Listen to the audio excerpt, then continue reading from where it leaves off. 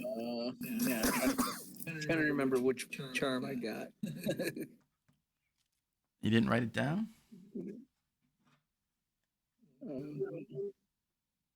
Because I'm a dummy.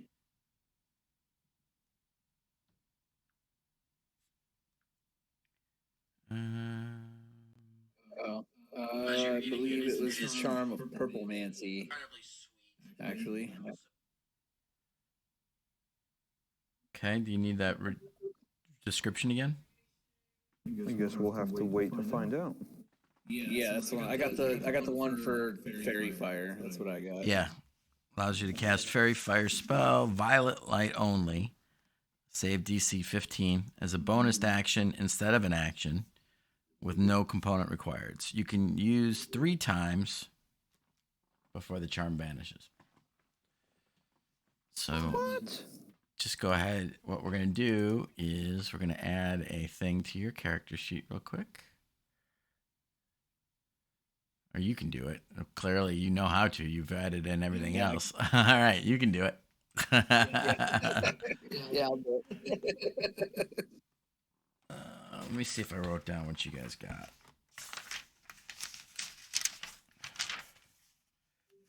Probably not. Except mine's better. What'd you get? Which one did you get? I got a level 3 cure wounds once.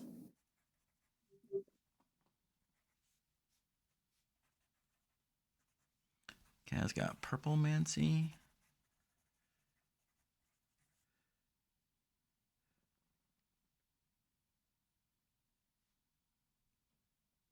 Yeah. Yeah. That's because it's 3rd level.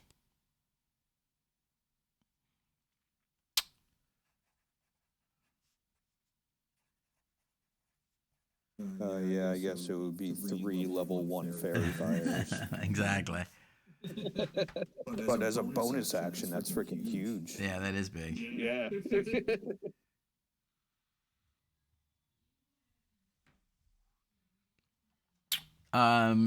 Did anybody else?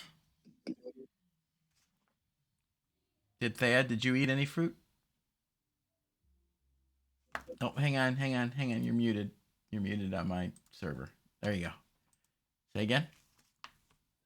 But I know Tam Tam had already eaten one when we met her, but I don't know.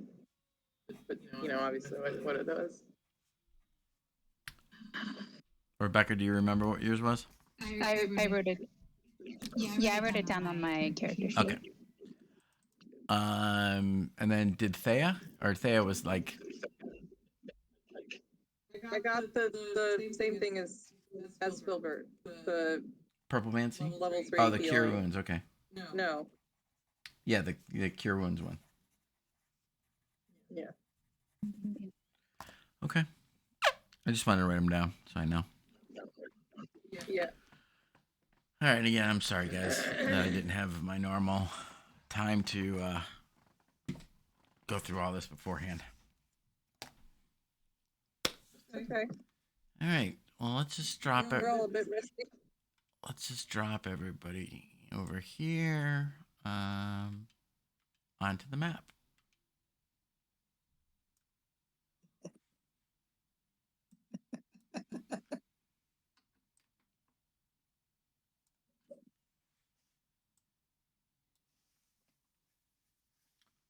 All right.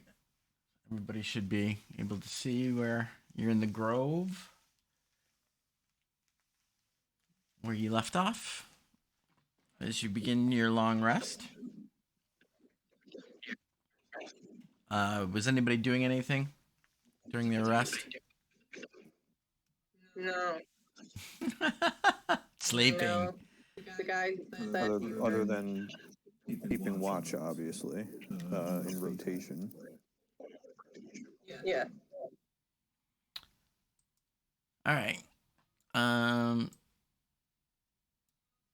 So as you guys begin your long rest, and those of you who are pretty banged up fall quickly asleep after attending to your wounds, each of you who take their turn keeping watch. You note that the dryad moves slowly around the grove, never very far from one of the trees, seemingly keeping in contact with one of them as often as possible as she moves around. But she, as you guys are sleeping and whatnot, she tends to keep coming back and looking over at everyone, and at times she kind of shakes one of the trees and a pile of leaves fall down, and she pushes it up against Tam Tam as she's sleeping, and she generally seems to be trying to take care of y'all, keeping an eye out for any kind of sounds. Filbert, you are keen to hear the sounds of any kind of cackling hyena or laughing gnolls. And once or twice, your imagination almost plays tricks on you as air is moving through the tunnel at the far end where the gnoll vampire had fallen. But you don't hear what you fear to hear. And you all pass a pretty uneventful night. However, Thea, when you do wake up, you have a kind of a disquieting dream where you thought you had already woken up and had begun to do your morning prayers to Lathander. And while you're in your prayer state, and calling forth your spells for the day, you seem to hear this kind of loud ticking of a kind of some kind of giant clock, and you look around and you see that no one else seems to notice this, and the ticking keeps getting louder and louder until you hear a long dong chime of a deep bell, like from a clock tower. And as it begins to dong and ring, it gets louder and louder, and it startles you actually fully awake, and you realize that you had dream awoke. And the echoing sound of a donging clock still kind of reverberates in your half asleep mind. But you do all wake, and all get the benefits of a long rest. Right.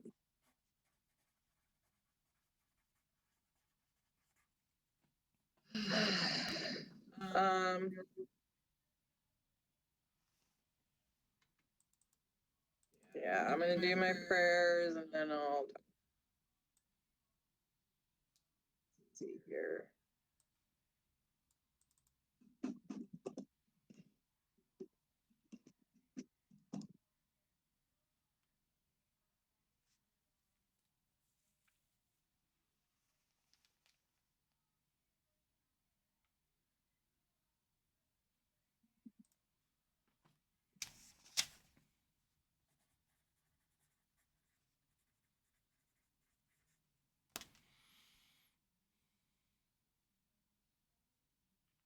As you guys are kind of getting up and moving about,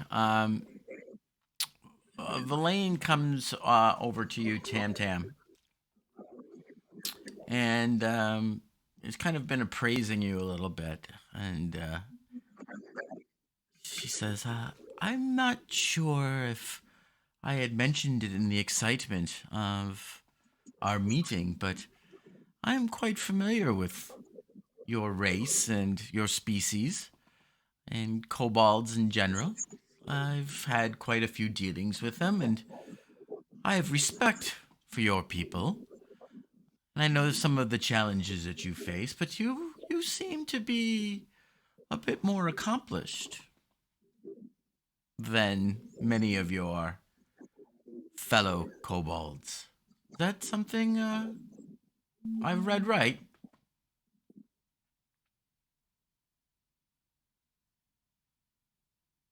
Good. Tam Tam, the best. Tam Tam, so good. Her tribe was holding her back. So Tam Tam travel now to find better clutch. I wish you well in that. How goes your search? You seem like good people. Uh, it go not so good. You first people I meet that not try to kill Tam Tam. Well, you do seem to have picked a rather dangerous place to look for a new clutch.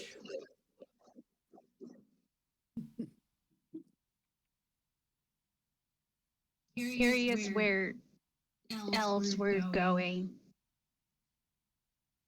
Made mistake. Now trapped.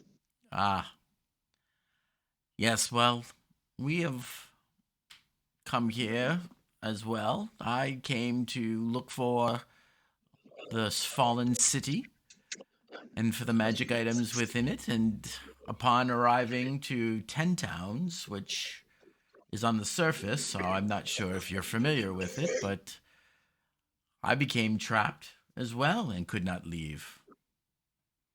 Do you know of the Frostmaiden, Avril?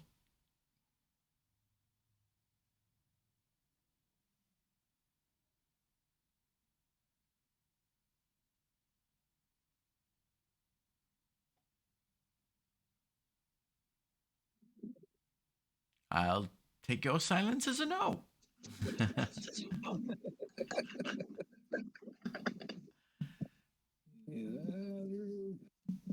Oh? Okay.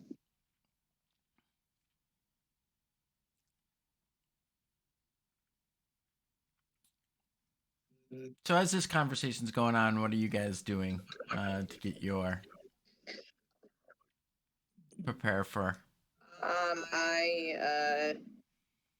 I've prepared my spells. I'm going to go to Filbert and Kaz and say, I just had a vision from Lysander. I think he's reminding us that the clock is ticking. Where the barrier is up. We need to hurry if we are to complete our mission before the Frostmaiden is on our tail. All right. Definitely do.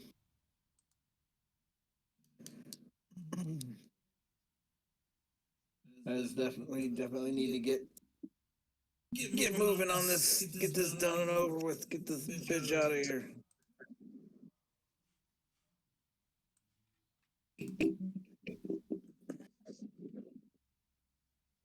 And then I know we asked the Dryad which tunnels the drow went through, but I don't remember which ones it was.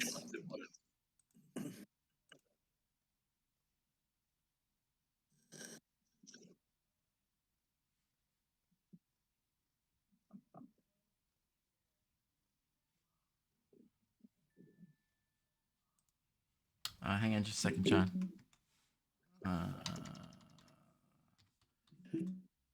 So I think we should avoid those tunnels. Yeah. What if those are the ones we're supposed to go to? Well, then I guess we'll eventually have to go down. But hopefully, they're not the ones we need to go down.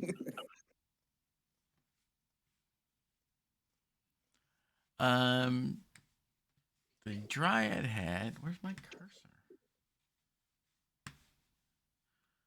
Indicated that the drow had come from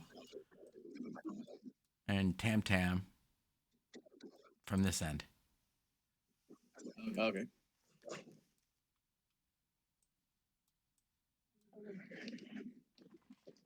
Yeah, so we should avoid that tunnel for now, I think.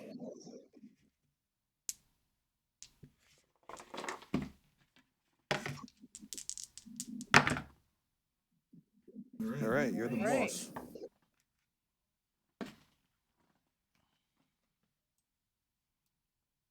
Well, I'm gonna ask Valine to thank the Dryad for allowing us to be in their grove.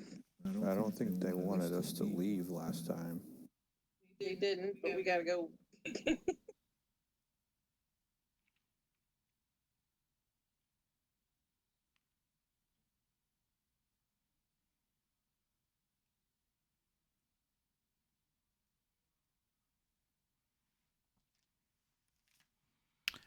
Um, Which way are we going to go? I don't know.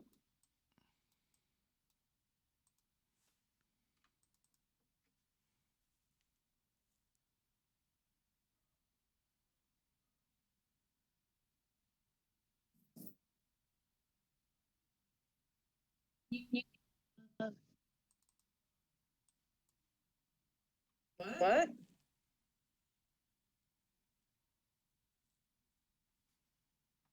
yeah, Rebecca, I don't know if you can hear us, but you're not really, your mic's not picking you up or something. I'm not sure. Verlaine turns and begins to talk to the Dryad in kind of that looping musical elvish tongue. And you can see the Dryad's very much getting a little bit agitated and motioning to, with her hands and whatnot. Um, she looks sad and she looks over at you, Kaz, and she catches your eye, and you can kind of almost see like, this almost human like child, like almost like she's about to cry. Um, and you're moved by that. I need you to make a wisdom saving throw. I'm great at those. Let's see. 16? You begin to feel a lot of empathy and love for this dryad and like almost like that your quest is no longer really meaningful. And then you catch yourself with these thoughts, and you're like, wait a minute, the fuck. And you realize that there was you kind of these weren't your thoughts, and that the magic of the Fae creature is kind of almost charmed you. But you realize it as it's happening, and kind of shrug and are able to snap out of it. And as you do so, the dryad lets out a bit of a kind of this long sigh, kind of almost it sounds of wind going through trees, through the leaves, and it kind of rises up into this almost kind of bird-like sound of a wail, and she goes and begins to run and slips into and melds into one of the trees. Well, my Begins large barbarian friend, it appears to me that you've broken yet another heart. Oh, I felt. I think she tried to do something magical on me. Well, It's, aren't you lucky? Don't flatter yourself. uh, I felt something in my brain, like it was like my thoughts weren't mine for a second, but I, it wasn't. It didn't, whatever it was, it didn't take hold, which is surprising. It's not something I've had a strong uh, past with. Thinking in general, you mean? I kid. A little wizard humor, that's all. Ooh, I think I'm gonna step away from her. Oh, I'm gonna slink over don't be here. so dramatic.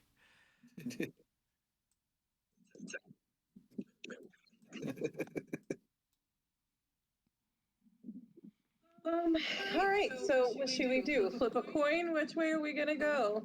We should go the correct way. I agree. Which way is that? See here. The way that we need to go. Eeny, meeny, miny, mo. Little goblins got my toe.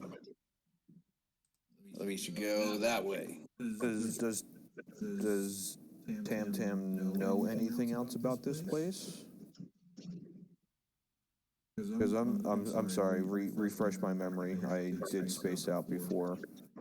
The drow went this way. No. No, that is a chute that actually goes upwards. Down here. This is you have level tunnel that is a slow, slight descent that way. There's an opening here, here, Okay. here, and then- you guys came from there. Up top. Yep, to the north. And we killed the vampire going up this thing. Well, I mean, we got rid of the vampire. Yeah. I don't think we killed it. Didn't it miss the way? Mm-mm. No, I think we actually took it out. Yeah. It was trying to miss the way up there, and we actually got it. And your new friend Tam Tam just hit Got the killing it blow. with her Oh, yeah, magical that's right, her okay. magical fist. That's right. And then was like, that guy wasn't even that hard.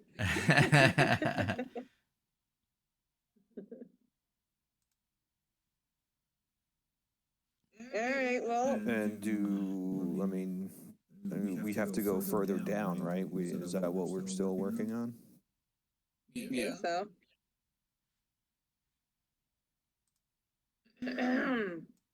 So, Does do any of these tunnels sound like running or dripping water? Give a perception.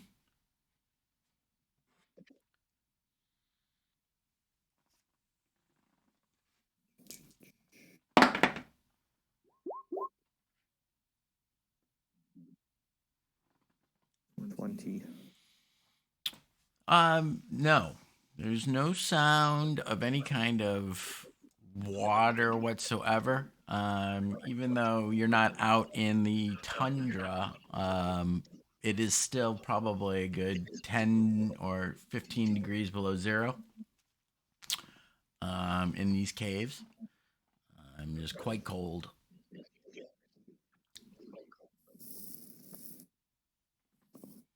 Well, I don't know which way to go. I pointed to this way. I think we should check this one out. okay. All right. Let's go. You want to scout ahead, Filbert? You know I Come do. on. Come on, guys. Tam Tam, are you coming?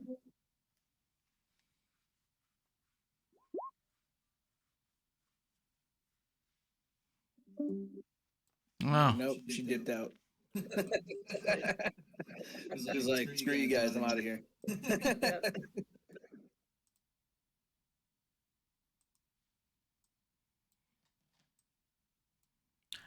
Filbert, as you enter into these caverns, you see kind of a smallish opening there, only about 20 by 20 or so. It appears to be empty. The walls of this cavern are very similar to the walls that you've seen so far. There does appear to be a wider passage that leads to the north on your left, and you can see there's a small opening, much more narrow, descending. I shouldn't say descending. Heading out of this cat cave to the south. Descending, you say, huh? No, it's not. I meant to the south. You got me Guys, I think we have to go this way. messed up with the up and down before. I will continue a little bit further to get a better idea of what's going on in here.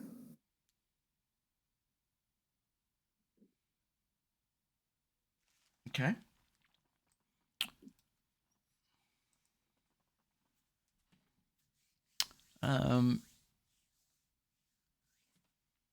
Filbert, as you walk up into there, you see that the cavern above to the north there kind of appears to be a dead end. Um, the walls are rough hewn and whatnot. However, um, you get a sense of you can smell. You get a whiff of something that brings to mind. It seems somewhat familiar.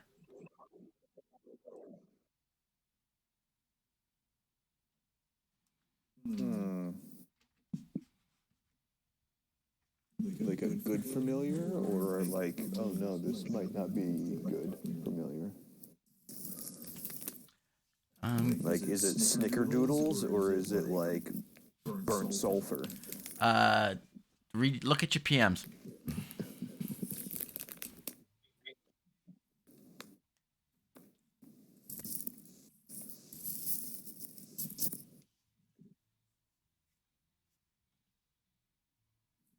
Oh, so snickerdoodles.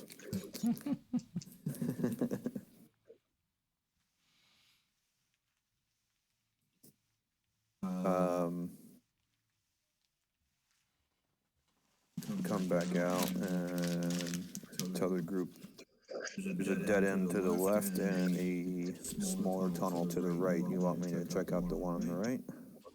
Sure.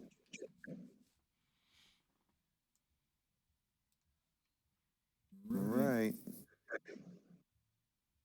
I'm just gonna move to until I'm at the opening here.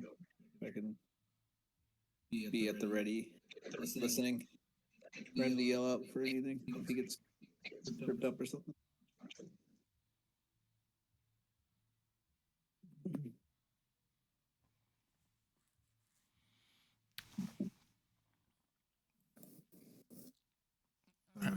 Mickey, do you want a new stealth roll going forward, or Yeah, if you're trying to be stealthy.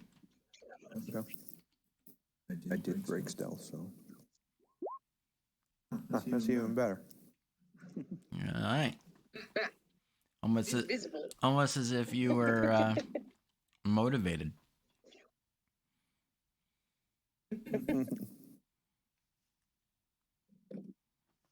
As you kind of enter into that chamber, once again you see that it is very, very similar to the caverns and that you've seen before.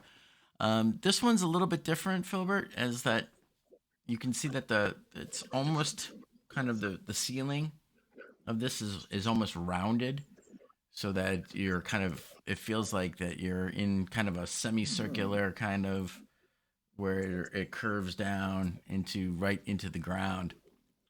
And you see in the ice over in this area right here, you see a dark hulking shape. It's moving, coming up towards the edge of the floor, and you see it. It almost looks as if it's swimming through the ice, and it passes up the wall, and you can see it curving, and it comes up, and it keeps coming up over the top of the roof, as if to and into the ceiling, and it is approaching over the top of where you're standing.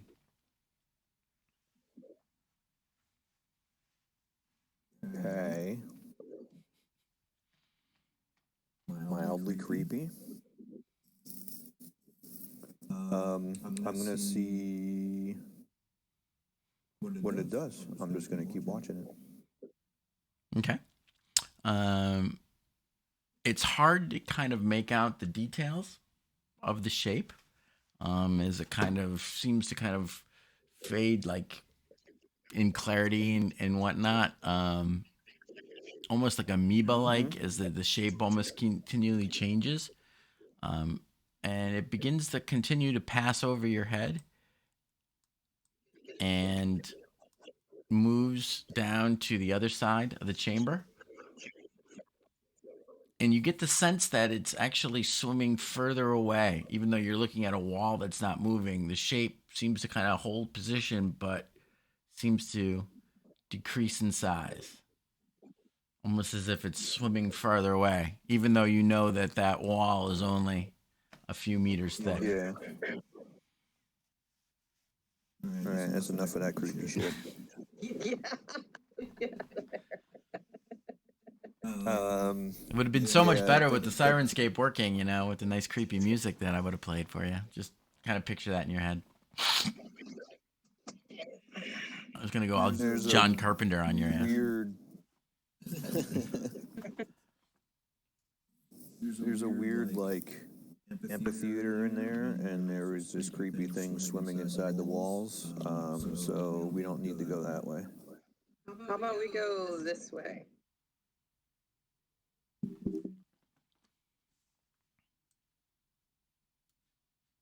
Which way? This way. The next one? Yeah.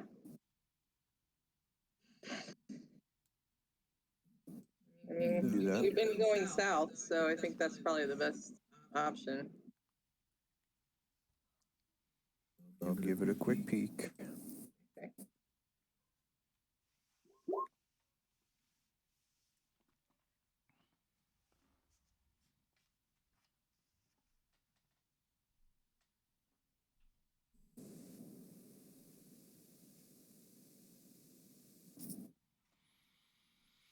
Okay. So as you approach, you begin to see that this tunnel, for that's really kind of clearly what it is, unlike just a straight cave, appears to be roughly consistent in its width. And right where you are, Filbert, you are at the precipice of where it begins to steeply descend. Cool. I will make my way back and let them know that there is a tunnel going down. All right. Well, let's do it, guys. You ready? Do you want to see if there's anything in the next tunnel first? You guys I'd just like want to to go avoid down? drow as much as possible, so. Well, the next tunnel's not the drought tunnel. Maybe there's something good in there. We're not treasure hunting, we are trying to find the lost city. Why not? Johnny Morning Lord wanted us to hurry it up, so Yeah. we gotta do what Johnny Sunrise wants us to do. Isn't that right, Thea? Sure. I'll let him know that you have a new nickname for him. Oh, I'm sure he knows it already. How can you not call him that?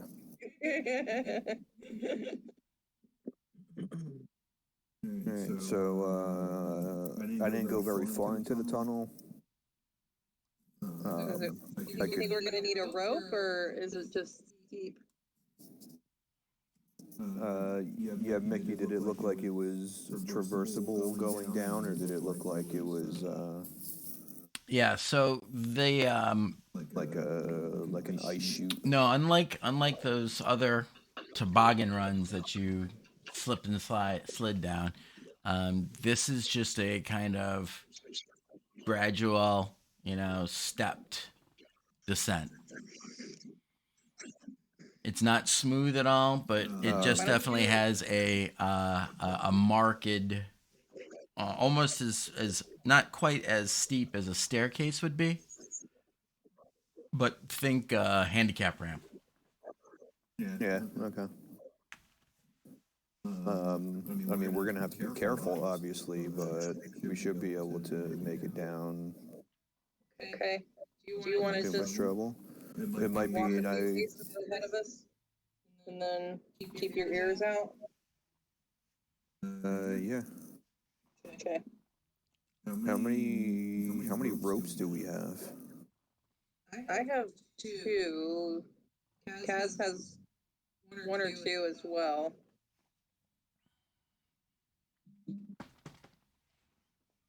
I mean, it might be. Actually, I think mine is still attached to a piton. Oh yeah.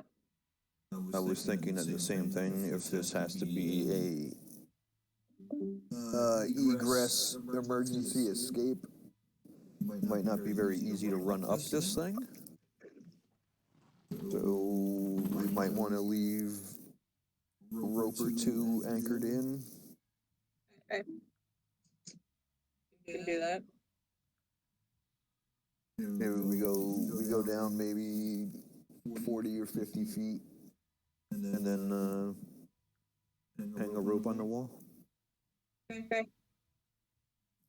Let's do it.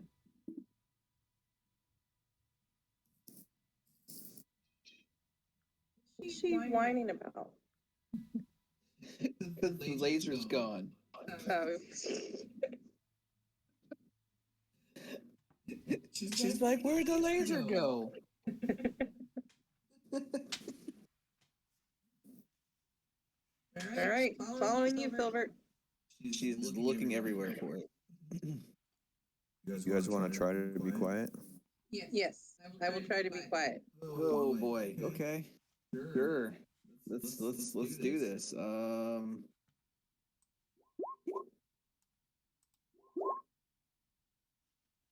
Yeah, I'm super quiet. I mean, you could be louder.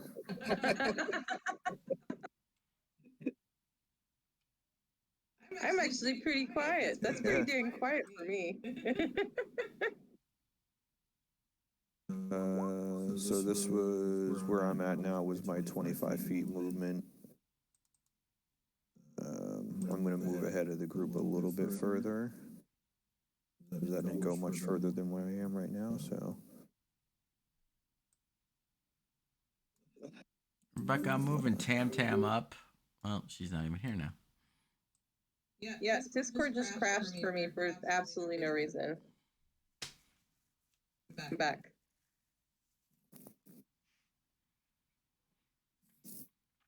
Oh, Discord. Yeah. Like, I don't know what happened there. Oh well. Okay, so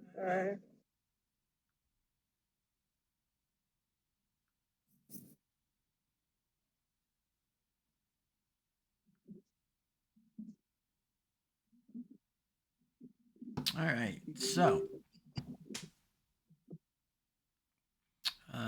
you descend. Wes, why don't you hang back, Hanging Mr. back. Loud? Like, I'm hanging why don't back. you take up the rear behind like our mage? The mage actually snuck around you as you turn back to look based on that suggestion. She kind of moves quietly and stealthily around you, and you have a moment where you think that she's left, that you've lost her. Did we lose Tam Tam? Did she not come with us?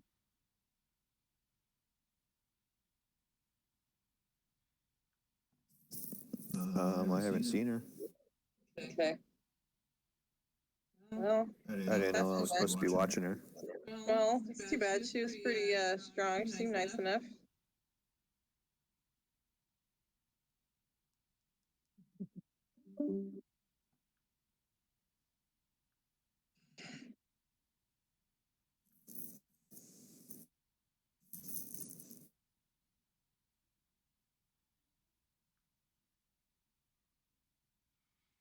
Yeah, she's having all kinds of problems apparently.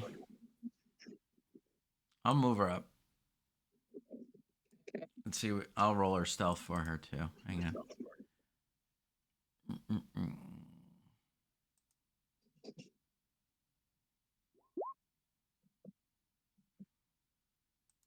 Okay. So as Kaz is looking around for them, both Elaine and Tam Tam sneak past him.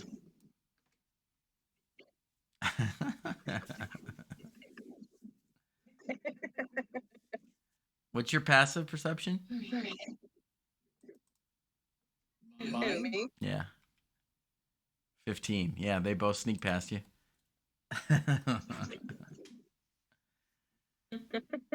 All right, so Filbert, you descend, and you kind of proceed down about 30 feet, 40 feet. It's kind of descending still, and you see that it levels off for a while. But um, with the extent of your goggles of night, you can see that while it levels off and proceeds a bit forward, judging by the way that it looks like the ceiling begins to touch the ground in front of you. Um, Being the cartographer that you are, you realize it's not a dead end, but another spot where it begins to descend again further. Probably about 80 feet or so ahead of you.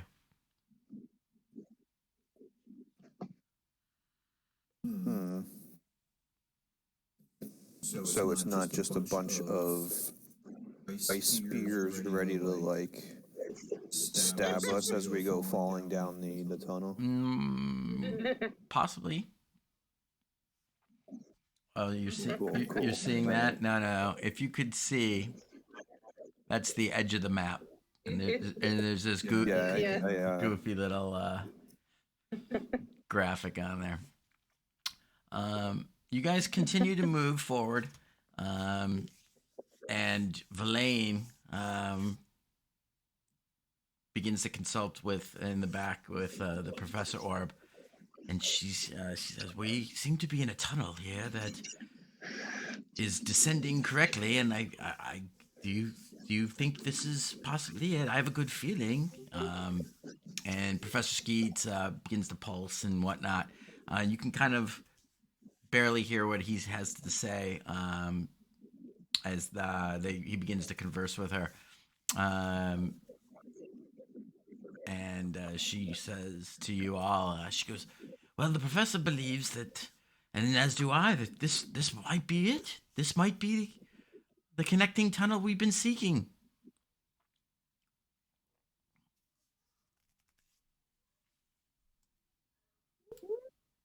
That's good news. Alright, well, let's go.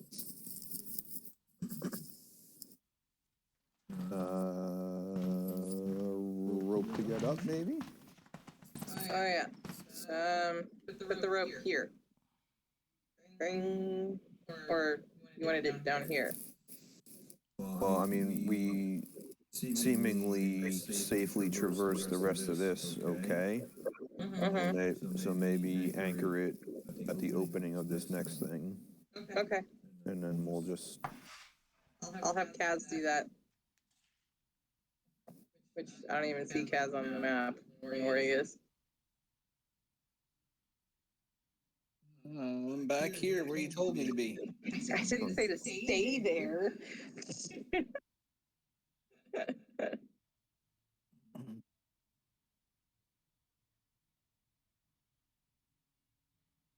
I guess I'll hook up a rope.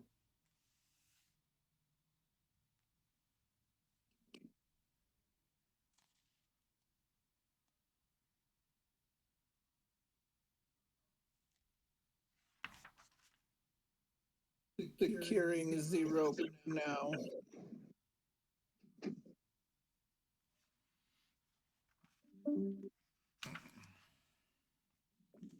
Rebecca's got issues. Yeah. I know she said she had to use Discord on her phone. Yeah, that clearly is not working out so well. Yeah. All right, so to kind of move the narrative here, you continue on in this tunnel, experiencing a series of leveling offs and steeper descents. Um, this continues on for well over an hour. Um,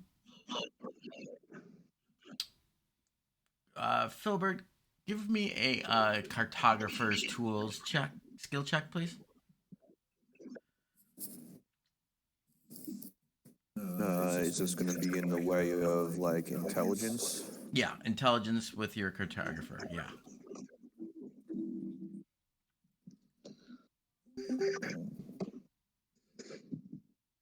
So I will just make an intelligence saving throw because that would be the same thing. Okay. Modifier wise. 10 total. You after a while you realize that you've traveled quite a ways. You're well over a mile into this hike. After about a good hour, well, maybe an hour and a half. If a 13 makes a difference, let me know because I did take expertise in it. I forgot. Yeah, so you definitely feel that you've traveled quite a ways, and that you are at least about a mile and a half now into your hike through this tunnel. Whoa. The walls of the cavern and the ceilings, the whole thing, it just seems to be consistent.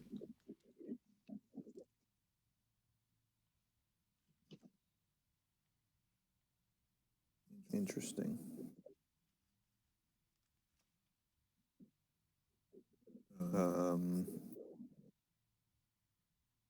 I will turn to the group and say, if you look out the left side of the cabin, you'll realize that we are nearly a mile and a half underground right now, below sea level. Whoa. When did you become a dwarf? When I studied engineering with them for about 4 decades.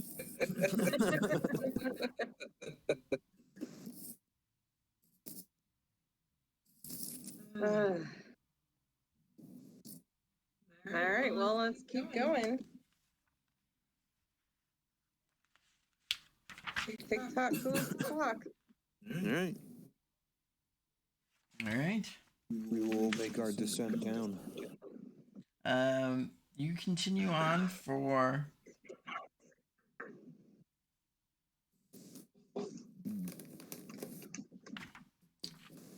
Sorry, I'm missing my thing here. Where the hell is it?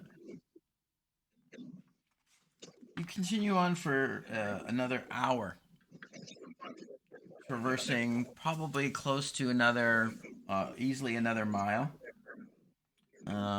Some points there have been some rubble, where maybe part of the roof of the tunnel has kind of collapsed, and you have to squeeze through narrower portions.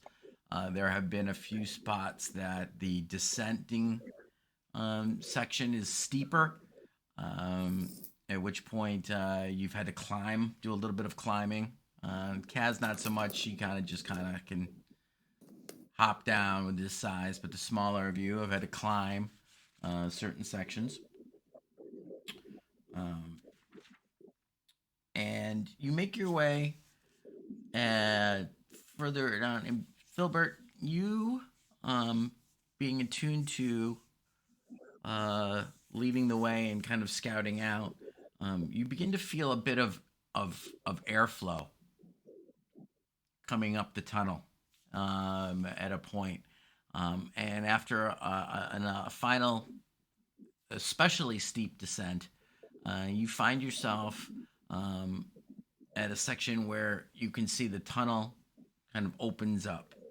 And you can't make anything out beyond that because of the angle, until you kind of get closer to it.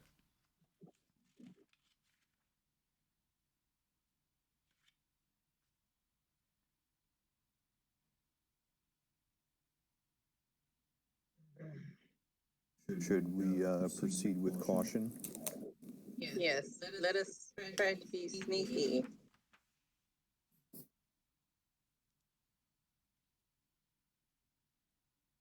Now. Oh, there she is. Hello? Hi. I hate Discord on the phone.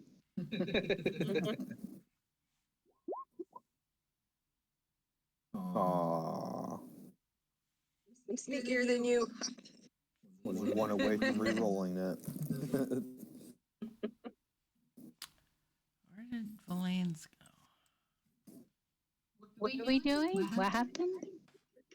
We believe we found the entrance to the city. We're trying to be sneaky and get up there.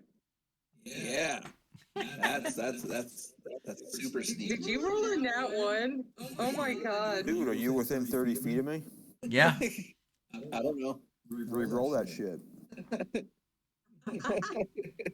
Just take the Does 18. that mean that I reroll?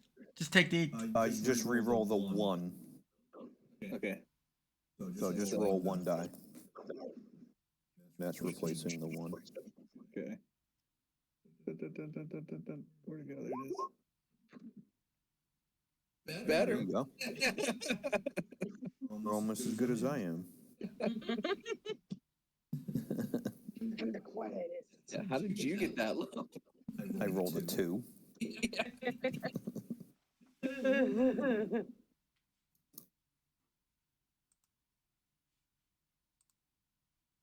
All right.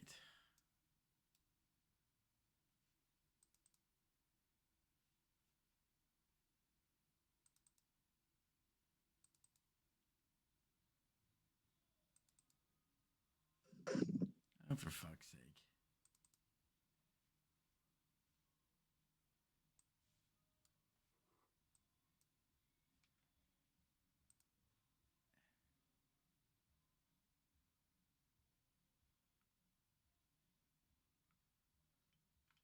Why did they give me that one? It doesn't have. It's got the numbers on it. For fuck's sake. All right. Anyway, you guys begin to so again, you see that Filbert. You see that opening. You guys, you're approaching the opening.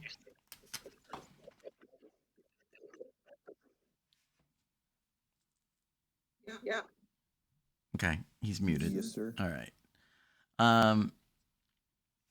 As you kind of come around the corner, you see that not only does the tunnel open up, but it opens into a vast grotto enclosed by gleaming ice. Consigned to this frozen sepulchre is a fantastic city sculpted by ancient magic and illuminated in a haunting way by green and purple lights that shed no warmth. The city is slightly tilted, its spires leaning away from you as though recoiling from your presence. As you come to the opening, you realize that the opening sets you upon the top of a causeway of frost-covered ice that stretches toward the city like a dead, frozen tongue of some hideous behemoth out of whose mouth you have just stepped.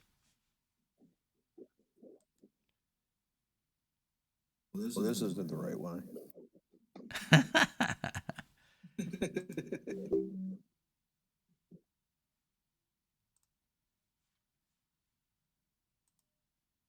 Ooh. Nice. Spooky. Whoa. That's cool. Kind of fascinating. Mhm. I am impressed. Imagine being that house that's underneath all that other stuff. The one in the middle. Insurance premiums through the roof. Please don't fall. Please don't fall. So what you can see Gotta. is those little teeth-licking like spires are part of what looks to be like some kind of outer wall that's spread that wraps around the whole piece. The causeway of ice that you are on actually proceeds all the way to what would be the top of that wall. But you can see to either side looking down that the wall descends a good 20 feet or so before it makes contact with the ice. And although this picture that you're seeing right now doesn't show it, the the city is actually tilted pretty significantly. It's covered in ice. The right hand side of this, I mean, you're far enough away that you can see you can see the whole expanse of it. The right hand side, you can see where the snow and ice. It's almost kind of like been. It's like think of a frisbee that lands in the sand and the corner gets covered by the sand. That's almost what the list looks like to the right side of it. The buildings themselves are frost covered. They are mostly swathed in ice. Lots of them you can see have crumbled, but there are still buildings that seem to be in somewhat states of being intact.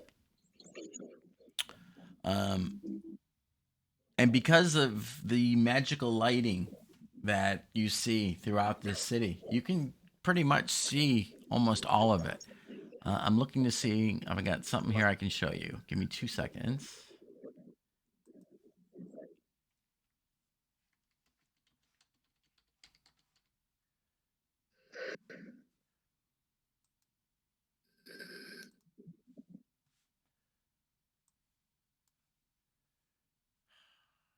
There we go. That's the one I was looking for.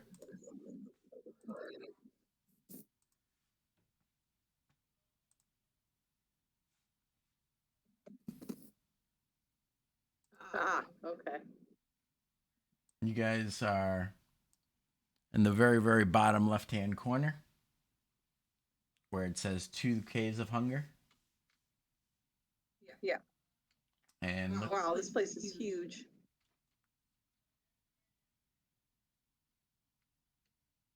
Big place.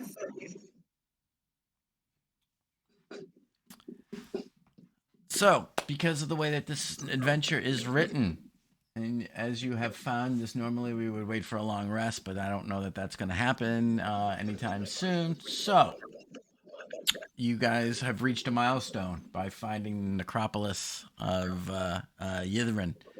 And you all achieve level 9. What? You level up to level 9. Oh wow. All right. Well, okay. So let's just take a moment here and I'll let you guys level up. Mickey, I think you're gonna have to do mine because remember I accidentally leveled up to level 9 and like some of it was there, but some of it's not. I don't know. Because it already thinks I'm level 9. Okay.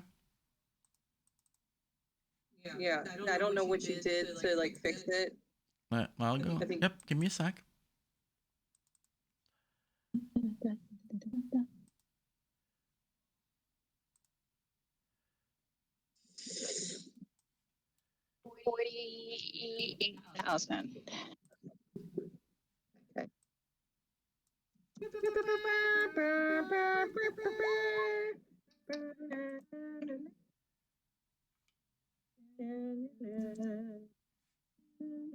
Oh, we re-roll ones for hit points, right? Yep. Nice. I'm not that big of a. That's much better. I'm not that big of a dick.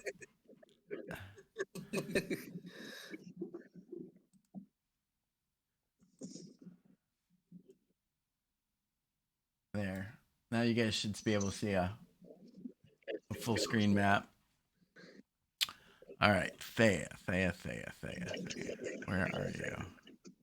Yeah. So I fucked that all up. Aw. 0 now. And forever. Level 9.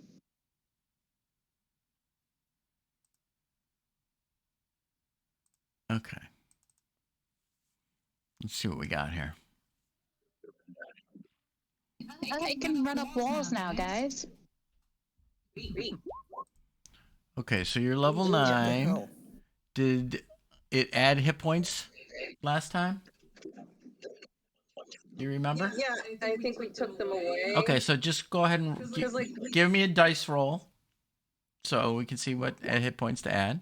1d8. Yep. Plus your con. Okay. Plus 4. Yeah. Hold on, I'm trying to get to it. It's just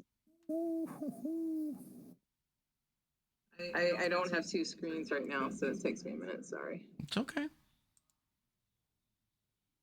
1d8. Got a 3. Plus 4 is 7, Fabulous. so you're up to 80.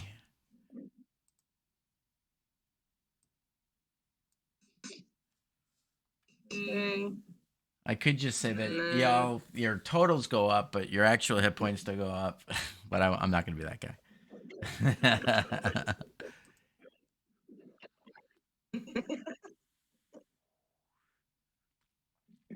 And then, So what do you get at? what else did I get for level 9? Do I get like a... I'm looking. Give me a minute. I'm using old school hard copy. Mm-hmm.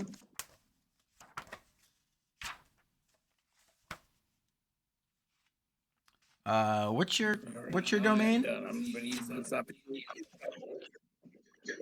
What's your domain again? Light. You're a light cleric? Okay. Light.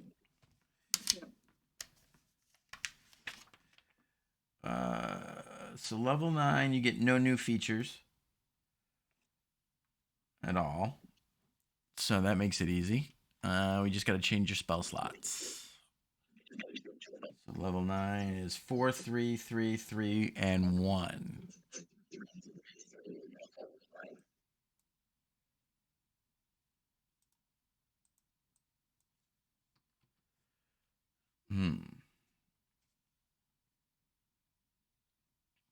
So how do I fix that? I thought I got a...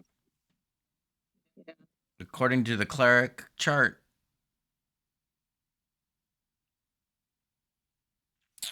you get no thing. Let me see if you get anything. I could be wrong. I mean, Get 5th level magic. yeah, you get. Yeah, I get 5th level because... I said that. Yeah, I'm talking about domain or cleric features. There's no new ones. You get those at 6th, 8th, and 17th. But you get 5th level magic, which I got to figure out what did I do to your character sheet that it took it away. Hang on, I'm looking. Magic user level, I got it. Caster level to 8. I got it, yeah.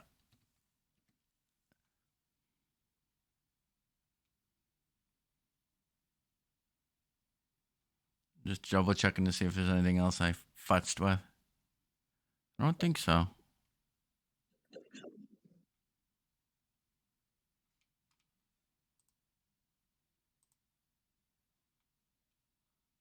All right, there you go. Just make sure that this is up to 3. And I got to add all your spells.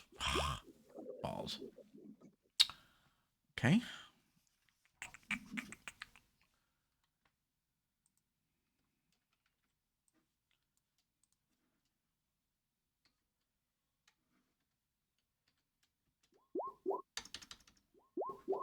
Sorry, I'm going to flood the thing here. Oh, it didn't take very long. Right back. Cool. All right, so we want...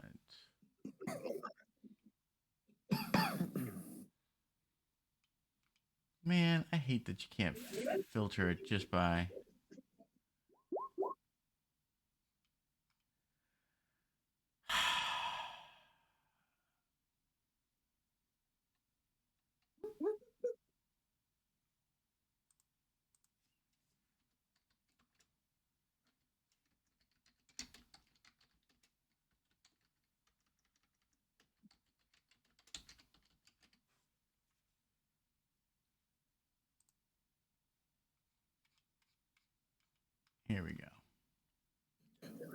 Our proficiency bonus went up too, huh? Yeah, because you're now tier. No, it's. Tier 3. Are you though? I thought that was 10th level. No, not quite yet. No. The proficiency bonus doesn't line up with yours per se. Oh, I thought it did. Because you go all the way up to +6 on your prof bonus.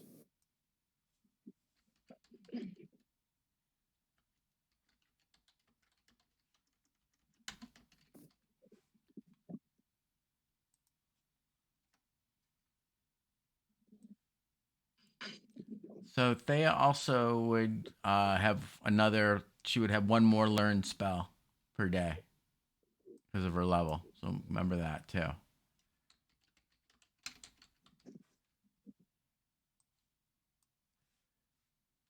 So I would probably just pick one 5th level spell that you'll have learned. I'm adding them all in right now. Yeah.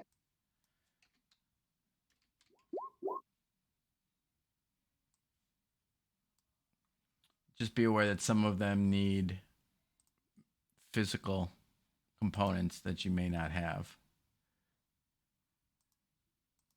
Okay. So you want to take a look at those before you pick them.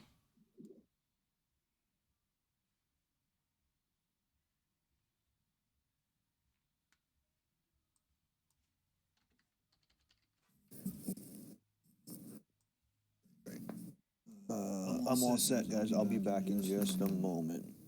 Sounds like Okay. you guys are still finalizing some things. Yeah, it's going to be a minute.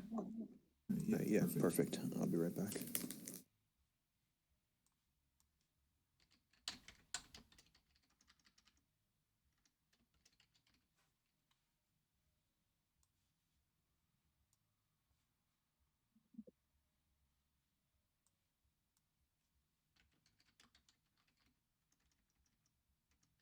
Sucks. The one that would be really good. I don't. I don't know where I would find that. Which one's that?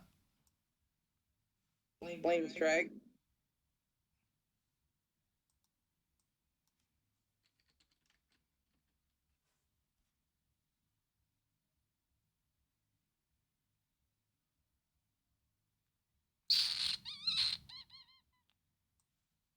There's a couple of really good spells.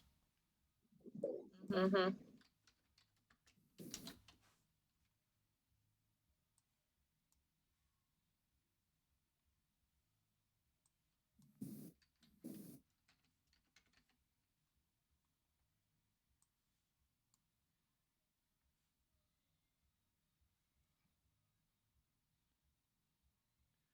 All right, there you go. Okay.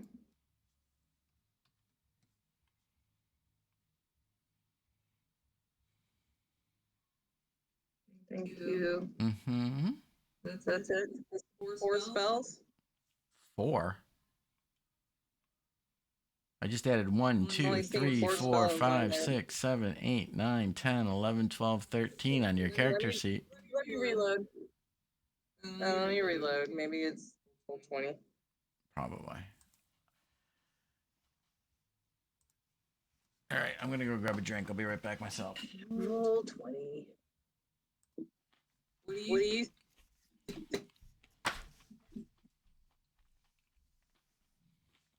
Professor?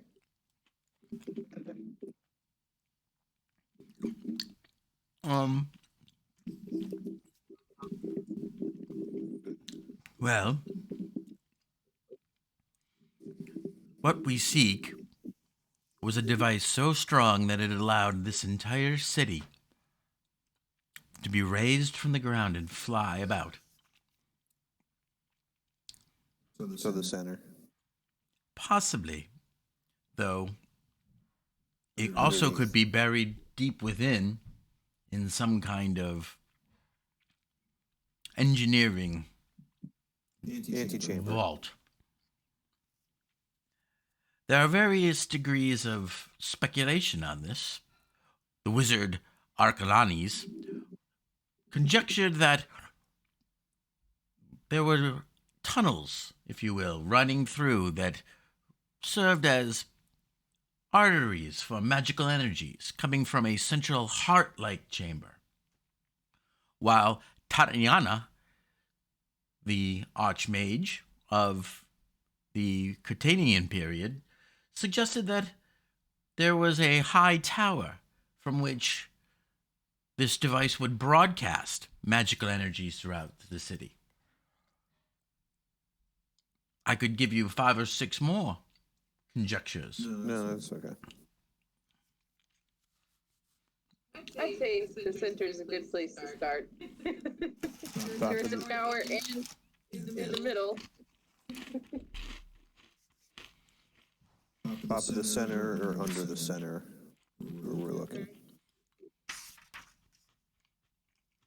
All right. Well, let's cross the ice bridge and. Does there seem to be any like movement about as we're approaching? Do we see like figures moving around or anything? Give me a perception. Okay. I will look as well.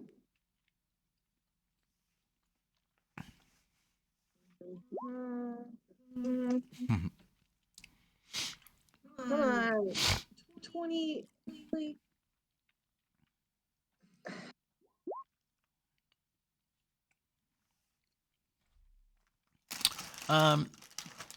While Thea can only see along the bridge as far as her light spell is cast, 30 feet or so, she can see that the city itself is filled with magical light.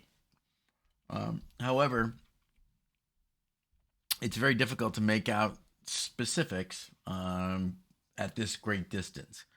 You can see that there is what appears to be shadows shifting and moving, but it's difficult to tell for either of you at this distance if those are actual moving objects or the flickering of light. But you can make out that nothing of any great size or obvious nature is moving from where you can see from the far end of the causeway. Okay.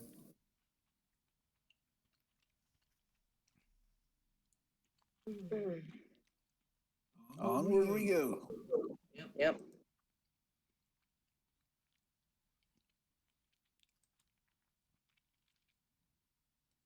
How exciting to see the city. Verlaine kind of looks at you sideways and tries to determine if you're being sarcastic or if you're sincere. Sincere. It hasn't been seen by anyone in a long time. Quite the discovery. I'm surprised at your enthusiasm. Yeah, I agree. It's fascinating that we will be among the first to have stepped foot in this long fallen city. It is exciting.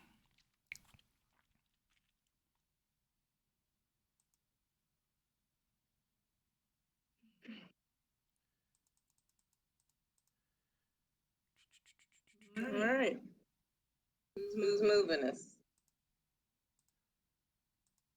Not me.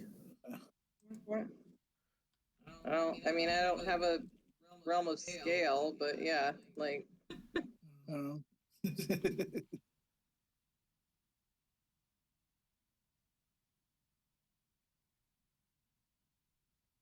Move to like here, and then we'll try to look some more. Double check again, see if we hang on. see or hear anyone. Hang on a sec. I'm trying to.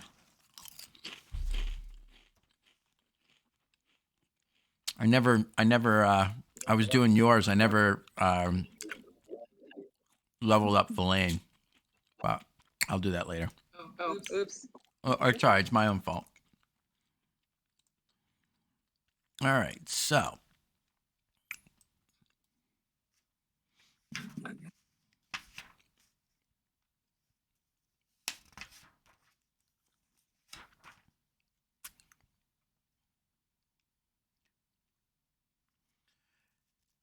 as you guys get towards the end of that causeway, the greenish and purple lights that are being cast, it really gives this kind of otherworldly glow. See, I try to actually recreate it. To the ruins of this city. They're not exactly, as you can see, as you're looking around, you're almost seeing like little bits of flicker. You don't know if it's actually from, like a failure in the magic, or if it was intentionally done this way. But the reflections off of the magnitude of ice and snow, it actually kind of permeates and diffuses the light. So it appears that some of the buildings are actually glowing. Clawing spires, broken domes, and steeples leaning at odd angles surround the huge citadel that you can now see clearly at the center of the city. At the foot of the causeway, as you get to the end, a giant statue lies prone and motionless, its surface gleaming with rime.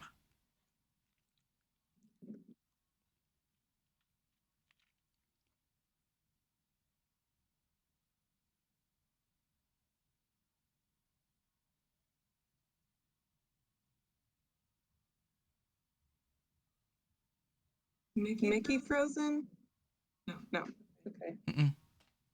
Okay. I crashed, so I had no idea what was happening, and then you were very still, so I wasn't sure. No, sorry. I'm just reminding myself of some things.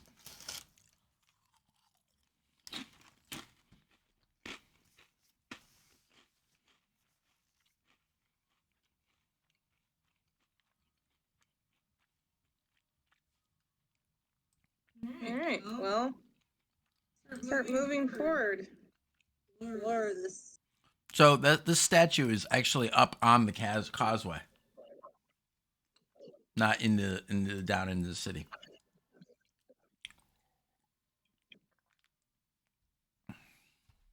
What?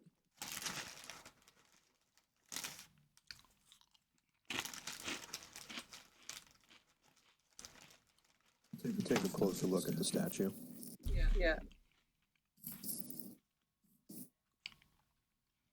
Maybe even investigate it. Yeah. Gonna. Okay. I'm gonna. Does it look? Does it? Do I think maybe it looks religious or historical? Well, approaching it, it looks like a faceless, misshapen giant. It's actually kind of sprawled forward as if fallen in its exact spot. It is roughly 20, 21 feet long, but prone on the ground.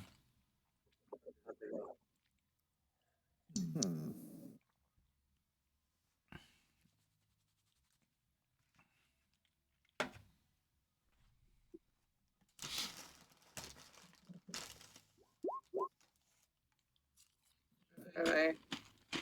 Have any religious significance? No, I think not. Not that you know of. You don't recall any kind of lore from any known religion to you or in your studies about giants that have kind of misshapen bodies with kind of lumps and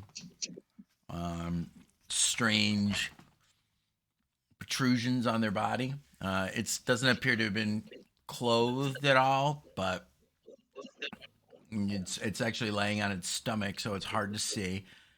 You can see that where the head was, there's no face. And Filbert, as you walking around it, it was not visible to you because of the size of it, and so you got around to kind of looking at it from the other side of the head. You can see kind of laying, kind of embedded into the causeway, is what appears to be a giant sledgehammer, just lying on a. Does it seem like the statue may have been holding it at some point? What was your investigation? Did you roll an investigation? I did not. I was waiting for you to finish your descriptor before. Yeah, you can go ahead and give an investigation. See what you kind of can ascertain. Yeah, you after seeing that sledgehammer, you're curious about if it came out of its hand and maybe it fell or whatnot. As you approach and you kind of look at the hands, they kind of are. It seems like they were carved like open, like he's holding onto the ground.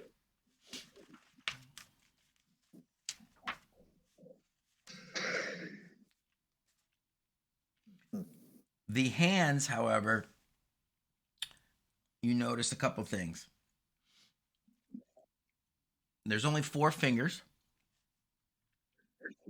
The 2 on the outside are shorter. The 2 in the middle are very long and thick. And all 4 kind of come together into kind of a very vicious looking talon. The sledgehammer itself, the head of which, Filbert, has to be at least 4 feet long and 2 feet wide. And all made out of stone, it tapers into a very, very long, very thin handle that is easily 20 feet long. And it looks to be lying in the snow as if dropped there.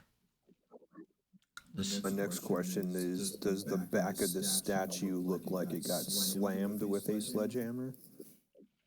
Is there any cracking or spider webbing in the stone? No. I don't know what the hell's going on. You guys make this.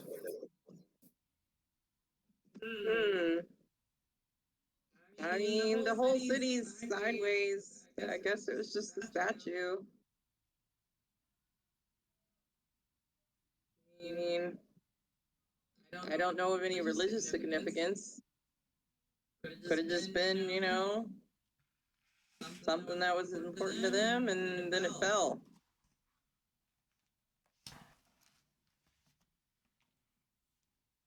B. Very old.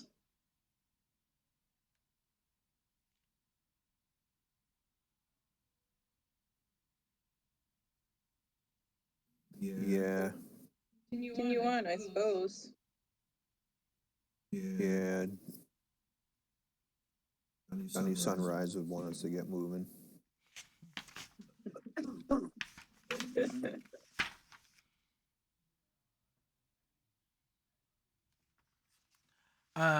Let's get moving then. As you guys get to the very end here, just past where the fallen statue is, on either side, as you approach, you're noticing that you're coming up to the edge of that wall that you had seen. Up close, it's even more impressive than before. That wall that the causeway kind of carries over and careens. You can see now that it kind of flows over into the city bomb below. But the wall itself is about at least 50 feet wide. And what looked to be only 20 or so feet down, you realize now that it probably has a height of at least 75 or 80 feet as it descends down into the base level, if you will, the street level of the city itself. You can see on either side, and really encompassing the wall at regular intervals, are these towers. And the stone walkway extends out from the wall out to each of these towers, which kind of point upwards, almost looking like claws. They point up and outward and inward. The pointed roof, kind of meaning menacingly, as well. Narrow windows pierce its walls, and gargoyles cling to its eaves, and a doorway at the tower base opens wide.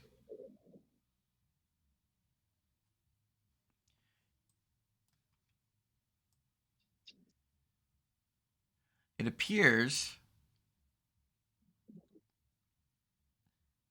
from what you can see, is that two of these towers appear to have been broken off and are missing.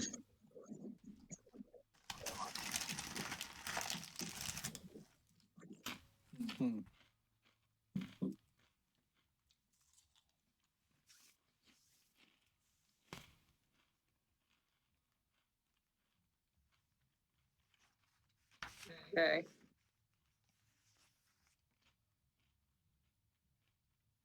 All right. Well, let's go to the city.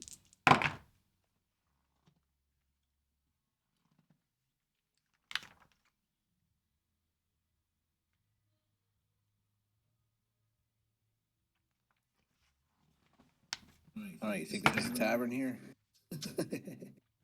No. Um.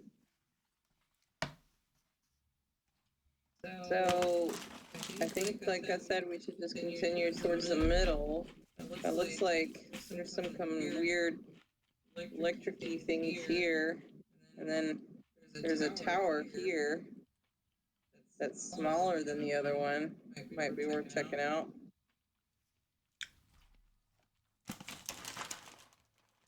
Take a look at the electric thingies. Maybe it's what helped power the city. Who knows?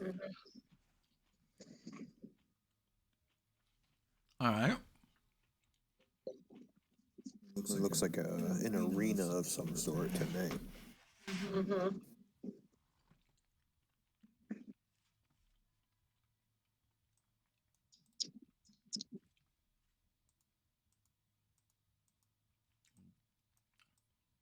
Just zooming in on our recording so people can see. All right. I should have made that outline of that token a different color.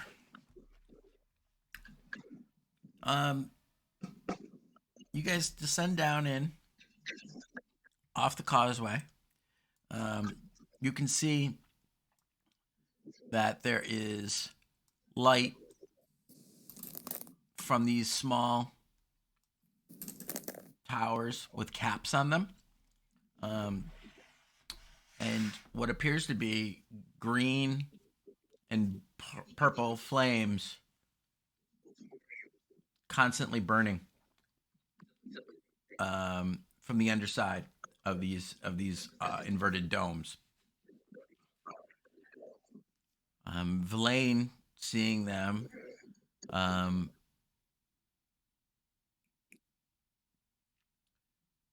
begins to chant and waves her hand quickly and says, as I thought, continual flame spells millennia long, still burn.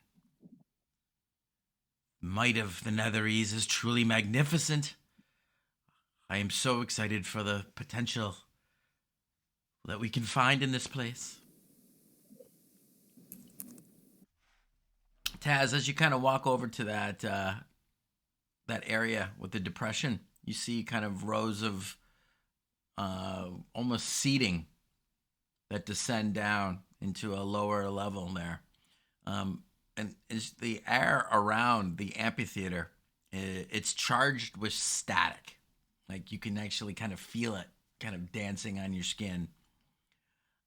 You see that there are cracked steps descending down into a stadium floor where a tiny glittering object rests on a pedestal of black stone. 3 metal masts rise from the arena like gigantic tridents, each one of them emitting a low hum. The branches of each trident are 25 feet off the ground and extend 50 feet up into the air. So there was a glowy thing down there? You see that there's a black stone pedestal, and there is a tiny glittering object on top of it.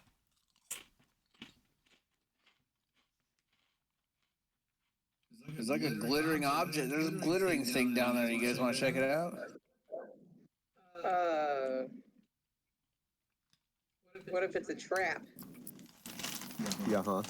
I don't know why it'd be a trap. Like, who makes a trap that's shaped like a stadium?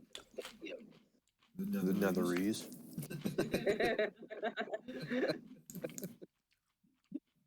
It's a trap. But it's a glittery thing. It's shiny. Take it quick. Go for it. Yep. Do not back in 18 seconds. I'm leaving. Yeah.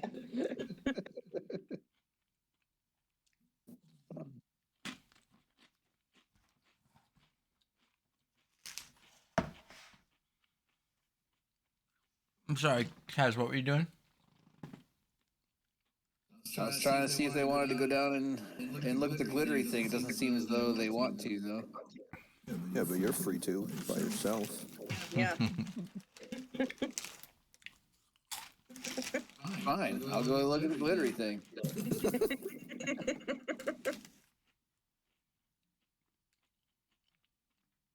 Okay.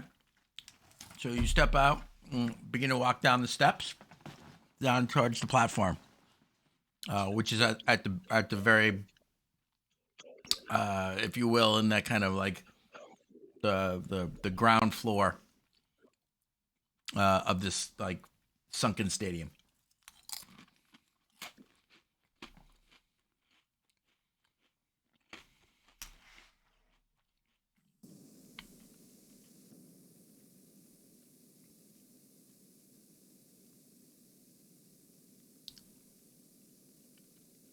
You heading over down to the pedestal? Is that what you said?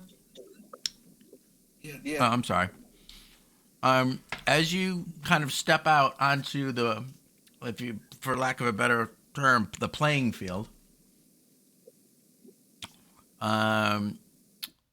the pitch of the humming of the tridents rises, and a glittering barrier of magical energy rises from the outside of the dome and clamps over the top into kind of a ceiling dome over it. Those of the party can still see through it, but it, for all intents and purposes, it's a magical force field that encompasses the top of it. The shimmering head and shoulders of a woman blink into existence above the arena floor. Electrical currents course over her metal teeth, and her form stutters and flickers as she speaks in a strange language. Araklahu Totataka China Loka.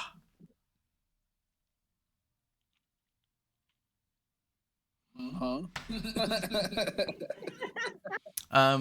the rest of you kind of hear coming out of like squeals coming out of Verlaine's bag, and she opens it up, and as she pulls it out, the Professor Orb out. You can hear, well, Kaz, you can't, but the rest of you all can hear. That's the ancient tongue. She's speaking the ancient tongue. That's Loros, the Netherese tongue. Well, that's wonderful, Skint, but what the fuck is it saying? Oh, yes, of course. It translates to, I believe, so a new challenger enters the arena. You have 30 seconds to choose your teammates for a game of chain lightning.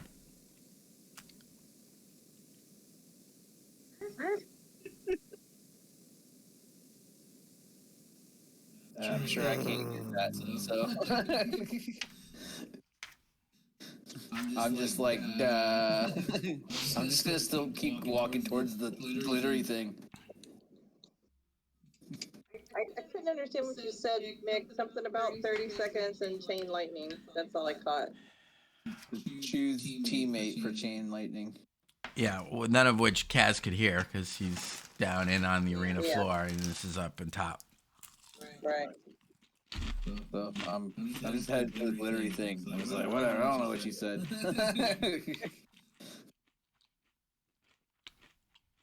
Maybe the glittery thing will drop the field. Okay.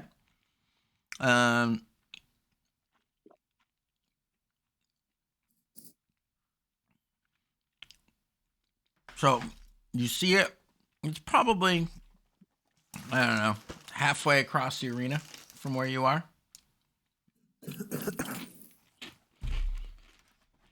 You swear it's not in the same location it was when you began walking down. You looked away for a brief second when you saw this dome kind of snap into place and this giant-headed woman above you. And as you look down, it's not tremendously far away from where it was, but it's definitely moved about 20 feet or so to a different side of the arena.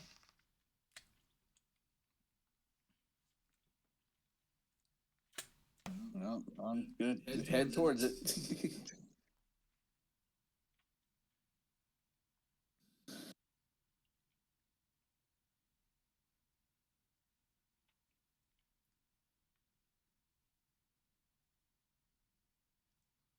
This makes no sense. All right. So as you step forward, you see that it is a iron ball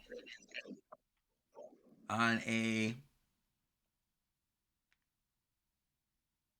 black pedestal that, as you get closer to it, appears to be made of almost the same type of sand that lines the arena floor, but kind of almost think like of a sandcastle, and held together with a small depression on the top. With this, it looks to be a simple iron ball, but polished, and has a bit of a shine to it. I guess I'll pick it up.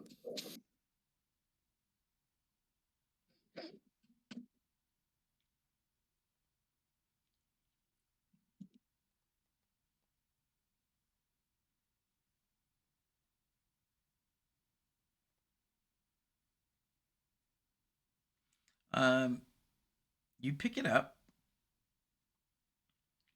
and as you do so, 5 figures kind of materialize, standing in a row, 3 on one side of you, 2 on the other, and they kind of look like, think of like almost mannequin-like figures, but are made of similar type of sand looking to the pedestal.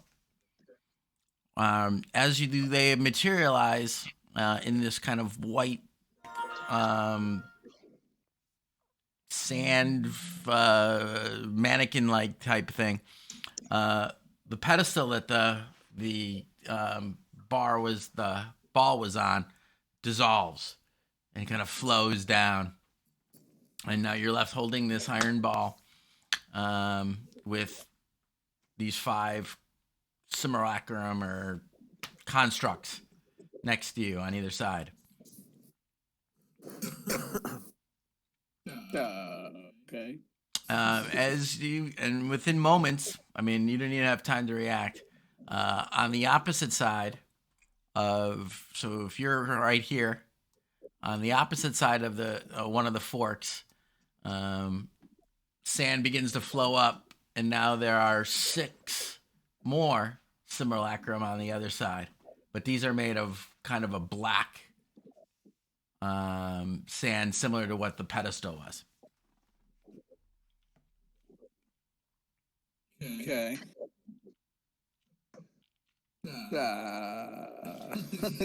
So I need you to roll I don't know what to do. roll for me a dexterity check. Roll what? A dex check. Dex check. Gotcha. Athletics check. I'm sorry. Oh, athletics? Yep. Okay.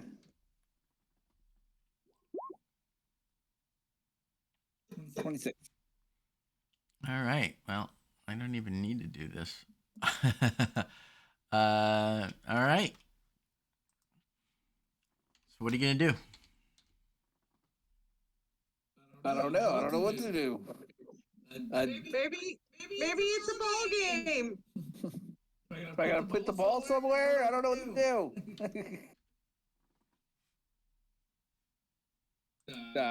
Is there anywhere that looks like a ball could go into or anything? No, there just seems to be these. You have 5 on your side and then there's 6 black on the other side, and they begin to kind of starting to spread out and move.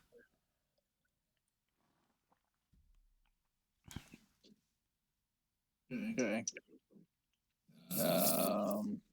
Professor, have you heard of a game like this? I have not. Many cultural things have been lost.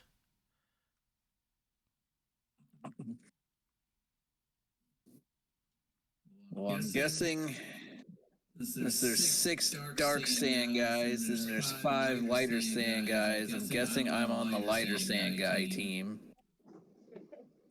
of this maybe game.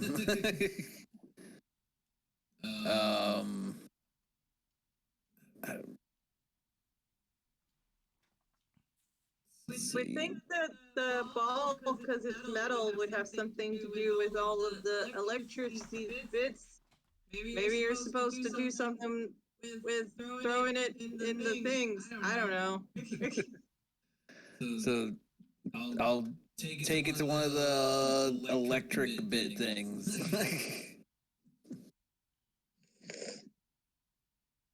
Okay.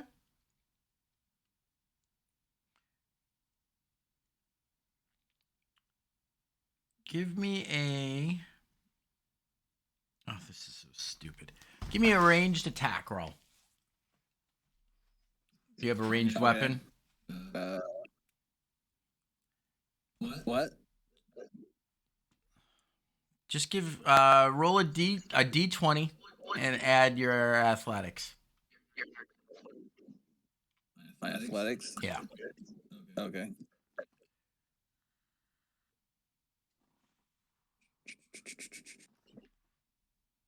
Athletics is be +4.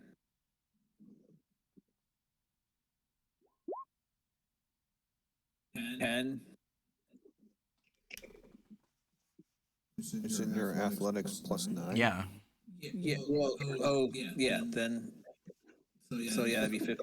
15. Yeah, I don't know. I thought. I thought if it was a ranged attack, I was supposed to use like Dex or something. No. That's why I'm telling you, use your athletics. That's because it makes no sense.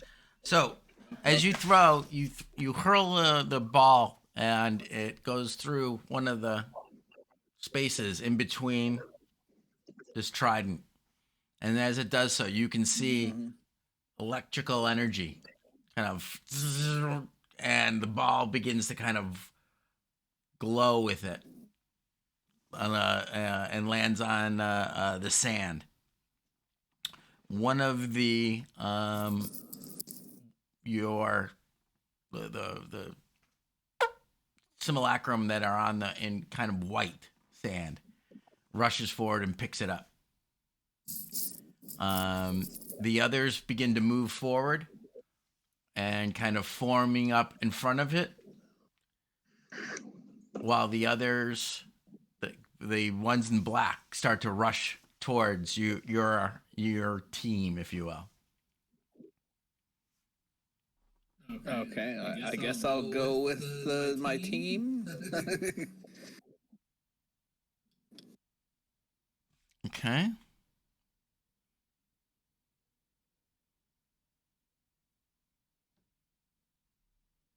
This is so ridiculous. I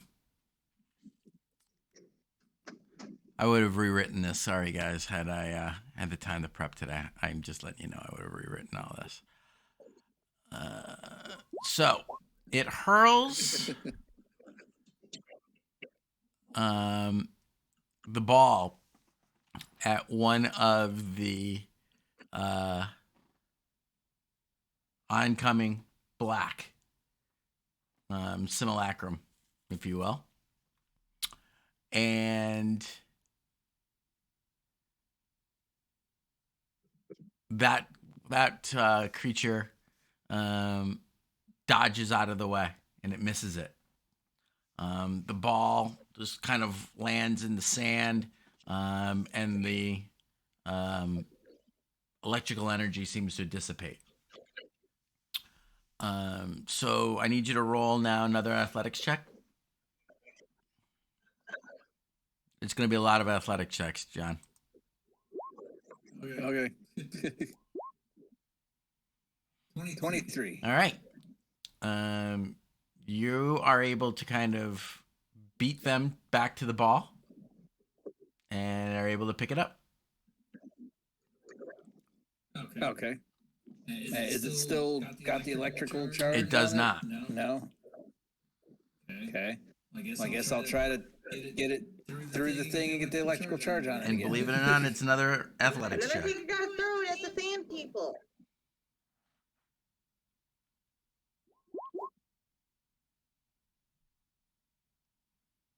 Okay. Yeah, you're able to. It successfully goes through. All right. And it's I'll try to recharged. pick it up. Yeah, you rush forward and you pick it up this time. It tingles in your hand, but it doesn't seem to discharge. The electrical energy that's on the ball actually now is playing all over your hands and in through and back on the ball. It doesn't actually hurt. It kind of just tingles a bit, but the other 5 of them kind of form up around you, almost like an offensive line. Okay. I guess I'll go towards one of the black guys and throw it at him. Okay. Give me an athletics check. Black sand.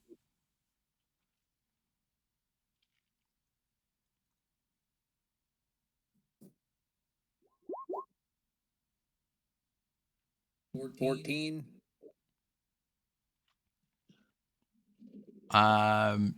Yeah. So your shot actually hits one, and it bursts into sand and kind of falls down. And now there's only 5, which the other 5 kind of spread out.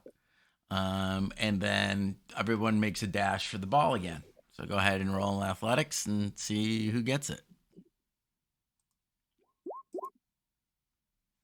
Which you do, being the big, strong, athletic Goliath that you are. So go ahead and... All right. Yep. So now you roll. Try to charge it. Okay. 12. This time it clatters off of the one of the spires, the tines of the trident. Doesn't pass through, and it kind of bounces back and falls. So now it's a mad dash to see who gets to the ball first. For it again, I guess. Yep. So you get it again. I told you there's gonna be a lot of athletics rolls, man. Yeah. I'm gonna try to charge it again. Dude, fuck you, roll 20. All right, gonna go for the ball again. All right, let me see if you get to it. Yeah, that's just a little hard to believe. Yeah. There you go. I'm rolling even worse than you are, so. All right, try to charge it again. And it's all right. Sure This 18 time it's charged.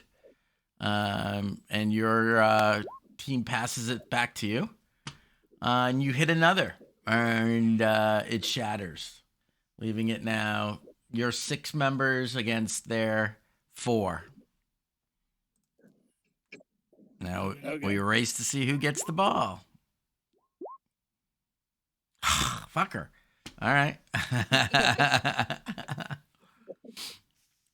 All right. All right, and then charge it. Succeed. Charged. All right. And then I gotta try to get the ball again, right? Mm-hmm. No, it's charged. Now you got to throw it. Okay. All right. You hit. 15. Yep. Now they're down to 3. Right. Go for the ball again. 27. God damn it, John. Or at least somebody's good at. Yeah. All right. He's like, All right. Charge it. Charge. Yep.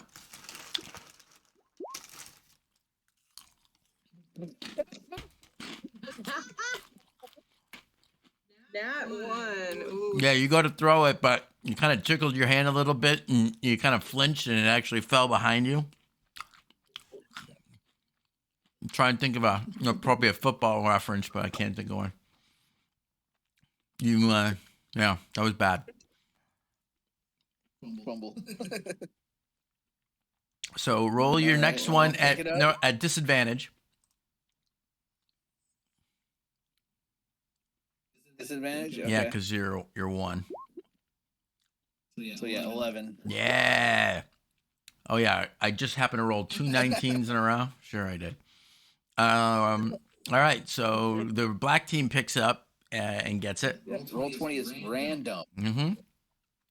And it's able to charge it, and it's gonna throw it at you, John.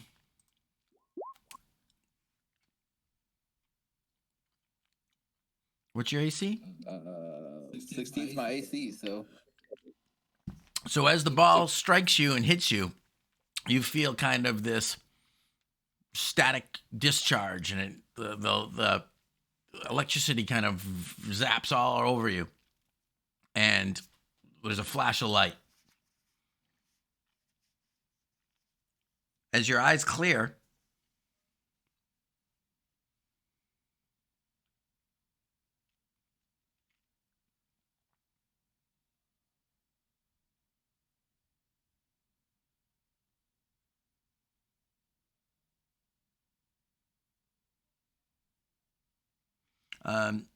you've been teleported outside of the thing. You do take a little bit of damage from the electric discharge.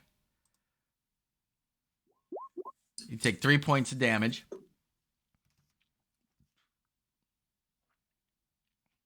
You've got, if you had hair, it would be big, but instead, you got a big beard right now. Like you stuck your finger in the thing, and you find yourself up, standing back at the top of the stairs that you went down. And as you do so, you see the dome kind of evaporate out, and all the sand simulacrums kind of fade back down into the floor of the thing. And now you can see that there is, forming back up, you see the another pedestal upon which there seems to be something shining, not the ball, but like some kind of like trophy. But it's down on the floor of the arena.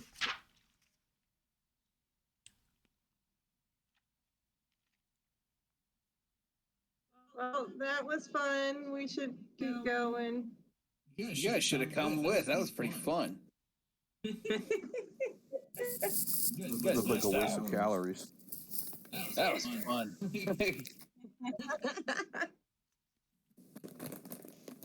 You're the first person in like thousands of years to play Netherese ball, I guess. Dodgeball. Like really intense dodgeball. With chain lightning. Yeah. All right. Well, I say we continue to head on towards that thing. If I'm moving too far, I'm sorry, Mick. I don't know. Well, it takes you a couple minutes. I mean, it's like the scale's down there, so I mean, it's only about 200 feet. Yeah. Takes you a few minutes, to kind of gather up the party, and you guys kind of wander down there. You don't really pass much of anything on the way. Let me just see something here. Okay. And you make it to this large tower. It reaches upwards, kind of almost like a talon, as the kind of the top of it's kind of pointed and curved that you can see. The stonework is studded in chiseled runes. A blue light shines from the highest window. Be careful. I cast earlier Detect Magic, and I still have it running. This tower is giving off a very strong aura of abjuration magic.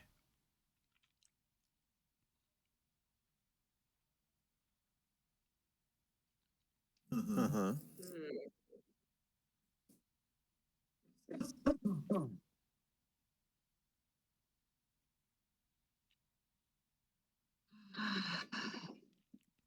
Okay. So there are runes all over the outside. I think I mentioned that, right? There's chiseled runes all over the outside of this tower. So we might get hurt going in if there's a protection spell.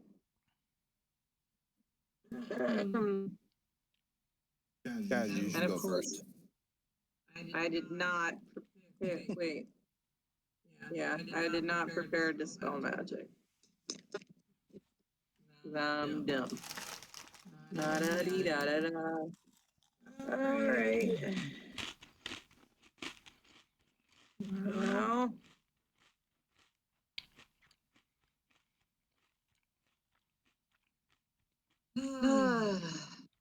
um.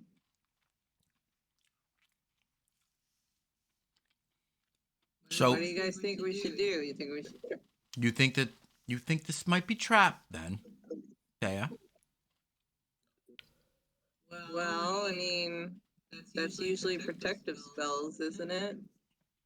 Possibly. It could just be a protective spell. Yeah.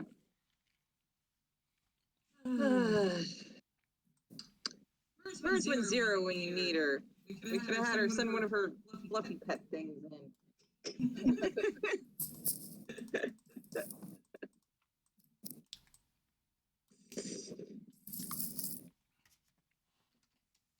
Well, do we want to try to go into the tower, or do we want to head more towards the center of the city? I don't know. think we should head to the center. Okay.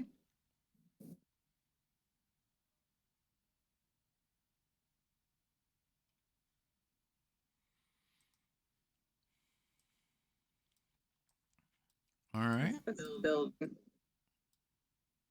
at this building here. It's all glowy. So that is a recessed in down piece. So you'd have to climb down into that level.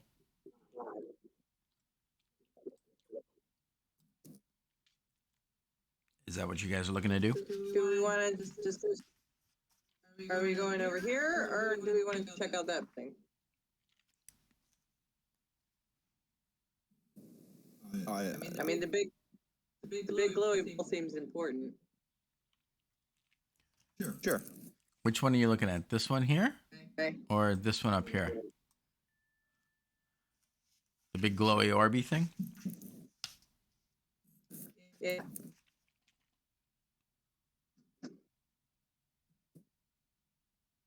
I mean that seems pretty eye grabbing. Yeah.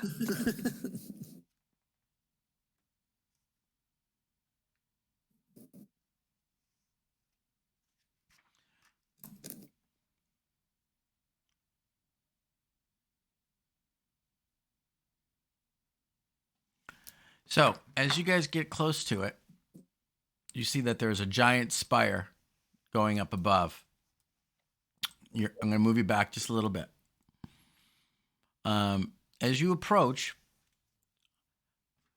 Verlaine, before you can get really close to that opening, Verlaine goes, "Wait, hold." And she kind of comes forward. She goes, "It's barely..." And she reaches down and she picks up some rubble or debris off of the ground. And she goes to throw it at the opening there, where this glowing orb seems to be floating on this pedestal. And before it can even get to the opening, it seems to strike into this barrier, invisible barrier that becomes kind of purplish and green with lines going through it, and the rock just vaporizes and it pulverizes into sand. She goes, "It's barely even visible until that flash, and I'm nearly blinded from the arcane discharge." She goes, "Clearly there is a protective barrier that has been placed over this tower. Did you notice?"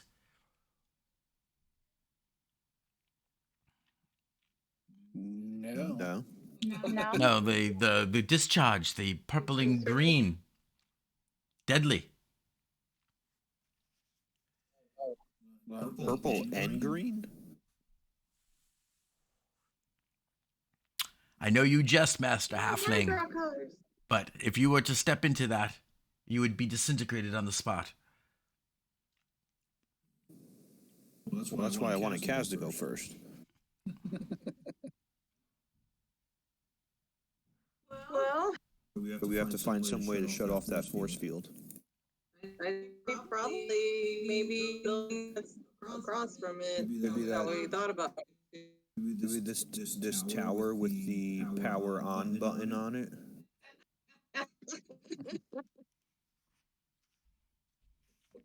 Right here. Why don't we check this out first? Well, that's closer, so yeah. Maybe. Yeah. We gotta climb down this recess, but All right. So as you guys make your way down, it's not too difficult to kind of scamper down a little bit. You're able to descend down into this kind of recessed level.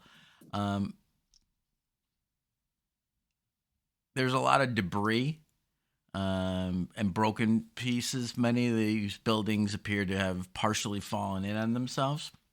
However, the large building at the back there is hexagonal shape, and it is palatial in size. It's huge. It's hard to tell from the scope of some of these other ones just how big it is from the map, but it's quite large. and crowned with a glittering domed roof. As you kind of make your way in, you see that there are double doors, which stand ajar.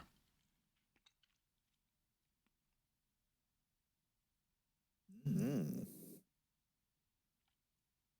Since any magic on this, I mean, although I suppose everything here is gonna glow magic. I'm sorry, Tara, you kind of totally went robotic and choppy there. I didn't understand any of that. I asked the professor if he sent the same magic on this one, but then I said that probably everything around here is glowing magic. But Well, and it's Verlaine who cast not the oh, professor. okay, sorry. No, I don't seem to sense any major magical auras other than the light sources giving off small bits of magic as they shed light. I don't really sense anything else from here of any kind of dangerous levels. Silver, you want the door for traps? Yeah, I would like to. Well, you said the doors were kind of ajar. Oh, that's right. Yeah. I would want to try to peek and listen in, see if I hear anything coming from the inside or see anything moving around on the inside.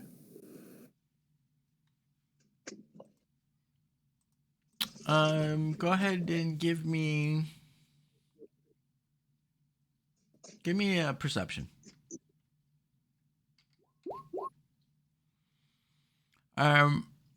You can definitely hear something moving about inside. With a 25, you can hear what sounds like things being shifted about. You hear some kind of guttural kind of noising coming from inside. And occasionally kind of a louder crash as if something has been pushed over or knocked over. Okay. Some stuff going on inside. Some movement and some clattering. So there's something inside there. Is there a small rock on the ground or anything like that? Yeah, the area is riddled with rubble. I mean, everywhere there's broken building pieces and Little tiny pebble. sure. Kind of just pitch it through the door and see if the same effect happens Okay. around that door. Then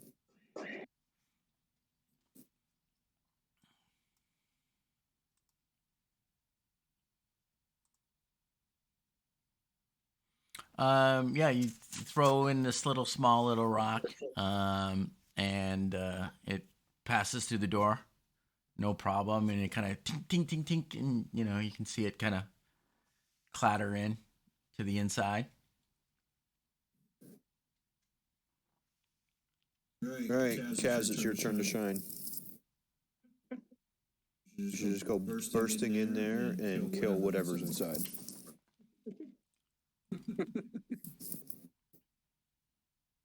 Okay.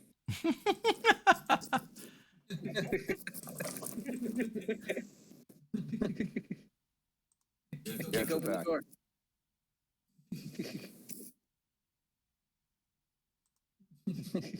I didn't hear you, John. Kick open the door. Well, they're kind of already pretty much open, but they yeah, are? you can Okay. kick them all the way open. Yeah. And Hold on. heading inside, you can see that there are along the walls of this. It's kind of a very large open chamber, and what appears to be like pillars and display pedestals, where once there was something in there, have been knocked over. There are what it looks like torn tapestry, shards of rotting things on the wall. There are broken framed and what maybe at one time was paintings, very large paintings that have been kind of fallen to the ground and have since rotted quite severely so that it's almost impossible to see what they were. There are cabinets that have been knocked over, some still upright. Any glass panes in there now are kind of cracked and mostly fallen out with broken things on the inside. And you can see rooting around in all of this are several creatures. Give me a quick perception, just so I can see what immediately you notice. All right, yeah. So they're kind of moving about and rifling through all of this, and you see 6 of these creatures that look like this.